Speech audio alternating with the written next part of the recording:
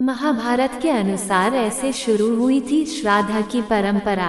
वेदों के पितृयज्ञ को ही पुराणों में विस्तार मिला और उसे श्राद्ध कहा जाने लगा।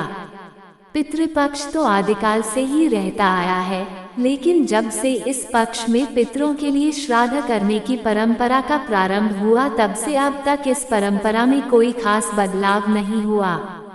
ये परंपरा भी आदिकाल से ही चली आ रही है।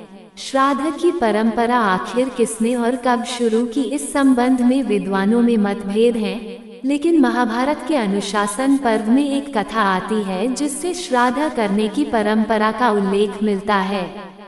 इस पर्व में भीष्म पितामह युधिष्ठिर को श्राद्ध पर्व के बारे में बताते हैं। महाभारत के अनुसार सबसे पहले श्राद्ध का उपदेश महर्षि निमि ने अत्रि मुनि को दिया था। महर्षि निमि संभवतः जैन धर्म के 22वें तीर्थंकर थे। इस प्रकार पहले निमि ने श्राद्ध का आरंभ किया, उसके बाद अन्य महर्षि भी श्राद्ध करने लगे।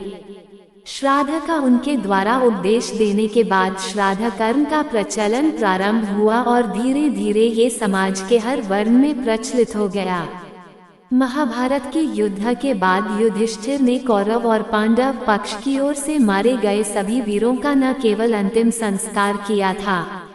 जब श्री कृष्ण ने कहा कि तुम्हें कर्ण का भी श्राद्ध करना चाहिए, तब युधिष्ठिर ने कहा कि वह तो हमारे कुल का नहीं है, तो मैं कैसे उसका श्राद्ध कर सकता हूँ। उसका श्राद्ध तो उसके कुल के लोगों को ही करना चाहिए। इस उत्तर के बाद पहली बार भगवान श्री कृष्ण ने ये राज खोला था कि कर्ण तुम्हारा ही बड़ा भाई है। ये सुनकर सभी पांडव सन्न रह गए थे। उल्लेखनीय है कि भगवान श्री राम ने अपने पिता दशरथ का श्राद्ध किया था, जिसका उल्लेख रामायण में मिलता है। मतलब ये कि महाभारत काल के पूर्व से ही श्राद्ध करने की परंपरा का प्रचलन रहा है। हालांकि श्राद्ध की परंपरा वैदिक काल से ही जारी है। वेदों में देवों के साथ ही पितरों की स्तुति का उल्लेख भी मिलता है।